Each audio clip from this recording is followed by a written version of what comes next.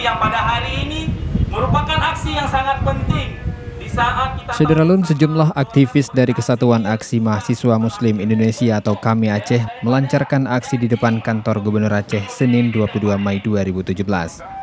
Mereka menilai Zikir gagal menunaikan 21 janjinya yang disampaikan saat kampanye tahun 2012.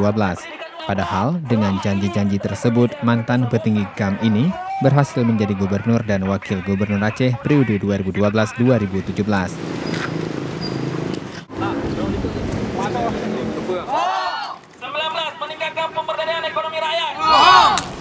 Dalam aksi ini, Ketua KAMI Aceh Tuanku Muhammad memberikan rapor merah kepada Gubernur Aceh yang diwakili oleh Marwan Jalil, Kabak Humas, dan media massa di akhir aksi tersebut.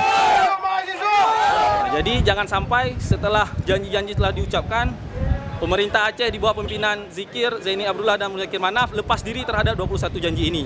Makanya pada hari ini kita dengan mengambil judul 21 janji palsu Zikir, dengan melakukan replika telur, itu merupakan bukti bahwasanya telur itu adalah telur busuk, di mana tidak ada satupun antara 21 janji itu yang terpenuhi secara 100% maupun mencapai dengan 90% ke atas. Dari Banda Aceh, Hari Mahardika, Serambi On TV.